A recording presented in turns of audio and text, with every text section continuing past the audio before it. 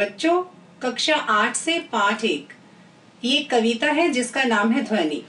इस कविता के कवि हैं सूर्यकांत त्रिपाठी निराला जी, जिनका जन्म हुआ 11 फरवरी 1896 को और मृत्यु हुई 15 अक्टूबर 1961 को। इस कविता में निराला जी युवा पीढ़ी को प्रकृति के द्वारा प्रेरणा देते हुए कहते हैं कि मेरा अंत अभी संभव नहीं है या अभी तक नहीं होगा, क्योंकि जब तक मैं युवा पीढ़ी को जागृत नहीं कर देता हूँ, उसके आलस्य को दूर नहीं भगा देता हूँ और एक नया जोश और उत्साह नहीं भर देता हूँ, तब तक मेरा अंत नहीं होगा। आइए आगे इस कविता को जानते हैं। सर्वप्रथम कवि का जीवन परिचय जान लें। निराला जी का जन्म 11 फरवरी 1896 को वसंत पंचमी के दिन हुआ था। ये एक बहुत ही पवित्र त्योहार है। इस दिन ये पश्चिम बंगाल में इनका जन्म हुआ था तथा इनकी मृत्यु 15 अक्टूबर 1961 को इलाहाबाद उत्तर प्रदेश में हुई थी। इनकी भाषा हिंदी थी। इन्होंने अधिकतर जो रचनाएं रची हैं, चाहे वो गद्य से संबंधित है या पद्य से, वो सब हिंदी भाषा की रचना है। ये आधुनिक काल के कवि थे। आधुनिक काल का अर्थ है ये जो आजकल जो समय चल रहा है, ये उस काल के जाने माने कवि हैं। इन्होंने गद्य और पद्य दोनों विधाओं में रचना रची है। जैसा कि मैंने कहा कि साहित्य में दो तरह की विधाएं होती हैं, गद्य और पद्य। गद्य में हम नाटक, कहानी, लेख, एकांकी, इस तरह की रचनाएं रहती हैं और पद्य में कविता, दोहे, पद, छंद आदि रहते हैं।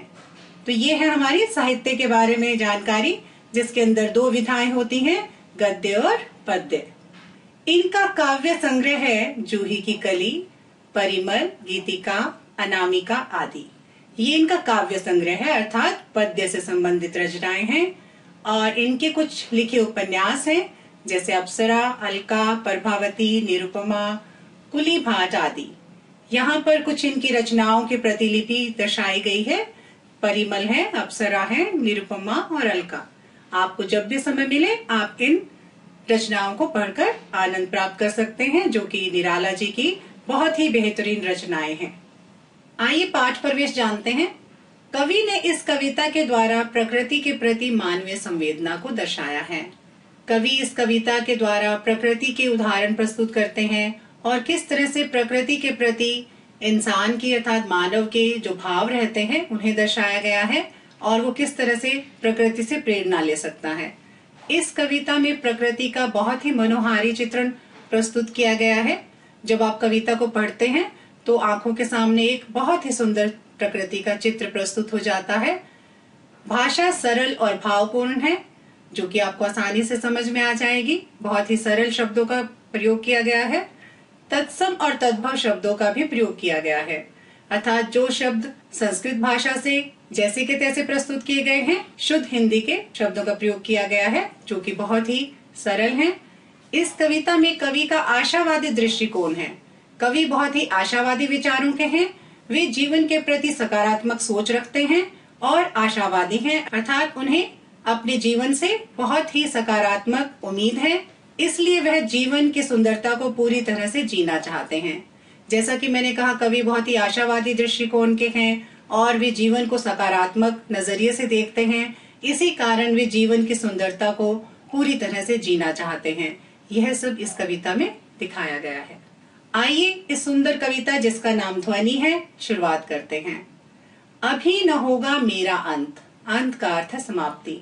जैसा कि हमने पहले भी जाना, कवि का ये कविता लिखने का उद्देश्य क्या है, वो प्रकृति के चित्रण के द्वारा दर्शाना चाहते हैं और नई युवा पीढ़ी को समझाना चाहते हैं कि वे अपने आलस्य को छोड़ें और नए उत्साह और जोश के साथ जीवन का आनंद लें। ये उद्देश्य कवि का है और वो युवा पीढ़ी को जागृत करना चाहते हैं। और जैसा कि हम जानते हैं कि अभी अभी वसंत आया है, प्रकृति में फूलों की भरमार है और उनकी सुंदरता और उनकी खुशबू चारों ओर फैली हुई है, तो अभी इस समय का अंत नहीं होगा, ऐसा भी कवि का कहना है। अभी अभी तो आया है, कहते हैं ये वसंत मेरे जीवन में अभी अभी तो आया है, अभी कुछ दिन ठहरेगा, अभी इसका अंत नहीं होगा। मेरे वन में मृदुल बसंत। मृदुल का अर्थ है कोमल, बसंत वह ऋतु है फूल खिलने की ऋतु। जिस ऋतु में बहुत से फूल खिलते हैं, प्रकृति में एक नई आभा और नई सुंदरता का आगमन होता है और मनुष्य को बहुत ही प्रसन्नता होती है इस ऋतु का नजारा देखकर। तो कवि कहते हैं मेरे वन में, अर्थात मेरे जीवन में अभी अभी तो वसंत आया है, अर्थात मेरे जीवन में उत्साह और जोश की भरपूर क्षमता है। अभी न होगा मेरा अंत, और कहते हैं अभी इस चीज का अंत नहीं होगा, क्योंकि अभी अभी तो मेरे जीवन में फूलों की भरमार आई है, वसंत ऋतु खिली है, मेरे जीवन में एक नया उत्साह और एक नया जोश जागा है, जो कि मैं युवा पीढ़ी को जागृत करने में अपने इस संकल्प को पूरा करूंगा। आइए प्रसंग जानते हैं। प्रस्तुत पंक्तियां हमारी हिंदी की पाठ्य पुस्तक वसंत भाग 3 में संकलित कविता ध्वनि से ली गई हैं। कविता के कवि सूर्यकांत त्रिपाठी निराला जी हैं और इस कविता में कवि का जीवन के प्रति आशावादी दृष्टिकोण दिखाया गया है। कवि का ये मानना है कि हमें जीवन के प्रति आशावादी रहना चाहिए, अपनी उम्मीद को नहीं छोड़ना चाहिए और पूरी सकारात्मकता के साथ और पूरे जोश उत्साह के साथ जीवन का आनंद उठाना चाहिए। आइए इस अंश की व्याख्या समझें। कवि मानते हैं कि उनका अंत अभी नहीं होगा, क्योंकि वे आशावादी हैं जैसा कि हमने जाना, और इसी गुण की वजह से वो ये मानते हैं कि अभी उनका अंत नहीं होगा जब तक वे अपने उद्देश्य की पूर्ति नहीं कर लेंगे, क्योंकि अभी अभी कवि के जीवन में अमृत रूपी वन में वसंत रूपी यौवन आया है, अर्थात एक नए उत्साह और जोश का आगमन हुआ है उनके जीवन में। जैसे वसंत ऋतु में चारों ओर फूलों की भरमार और उनकी खुशबू फैली होती है, जो कि बहुत ही सुंदर लगती है। अतः अभी उनका अंत नहीं होगा। यही कारण है कि जैसा अभी अभी उत्साह और जोश की अधिकता है, तो अभी ये कुछ दिन ठहरेगा और इसका अंत अभी नहीं होगा। आइए दूसरा अंश पढ़ते हैं। हरे हरे ये पात, पात का अर्थ है पत्ता। जैसा कि वसंत ऋतु आई है प्रकृति में और पेड़ों पौधों पर हरे हरे पत्ते और नए नए फूलों की भरमार है। डालियां कलियां कोमल गात, गात का अर्थ है शरीर। सभी पौधों और पेड़ों पर उनकी डालियां लहला रही हैं, नई नई कलियां खिली हैं और नए नए पत्ते बहुत ही शोभायमान लग रहे हैं। मैं ही अपना स्वप्न मृदुल कर, स्वप्न का अर्थ है सपना, मृदुल मैंने कोमल, कर मैंने हाथ। कवि कहते हैं कि ये मेरा सपना जो कि युवा पीढ़ी को जागृत करना है, मैं अपने कोमल हाथों से, मृदुल कर का अर्थ है कोमल हाथों से, मैं अपना सपना स्वयं साकार करना चाहता हूँ। अर्थात प्रकृति जिस तरह से पूरे वातावरण में शोभा प्रदान करती है और एक नए जोश और उत्साह का आगमन करती है, सूर्य के आगमन के साथ प्रकृति में नए नए फूल खिलते हैं और एक नया उत्साह भर देते हैं, उसी तरह से कवि भी कह रहे हैं कि मैं अपने हाथों से अपना जो उद्देश्य है युवा पीढ़ी को जागृत करने का स्वयं पूरा करूंगा। फेरूंगा निद्रित कलियों पर, निद्रित कलियों का अर्थ है थोड़ी सी खिली कलियां, जो कि यहाँ आप तस्वीर में देख रहे हैं, जिन्हें हम बर्ड्स कहते हैं, कली कहते हैं, वो अभी फूल नहीं बनी है, उन्हें फूल बनने में थोड़ा सा समय लगेगा।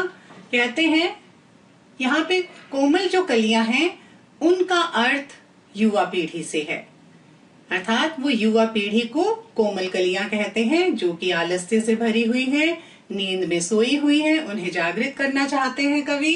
तो कहते हैं फेरूंगा, इन कोमल कलियों पर मैं अपने कोमल हाथ फेरूंगा, अर्थात उन्हें सही दिशा निर्देश दूंगा और एक नया प्रेरणा स्रोत दूंगा, जिससे कि वे जागृत हो जाएंगे और एक सही राह पर चलेंगे।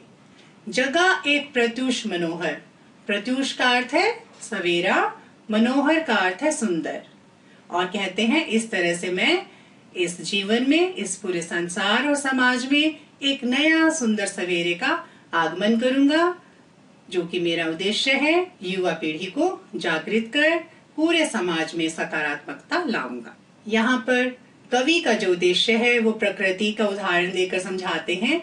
कोमल कलियां युवा पीढ़ी से, उनका मानना है कि वे युवा पीढ़ी को जागृत करेंगे। जिस तरह से सूर्य के आने पर फूल खिलते हैं, कोमल कलियां फूल बन जाती हैं और पूरे वातावरण में शोभा प्रदान करती हैं, वे भी अपने हाथों से इस सपने को पूरा करेंगे और एक नए सवेरे का आगमन।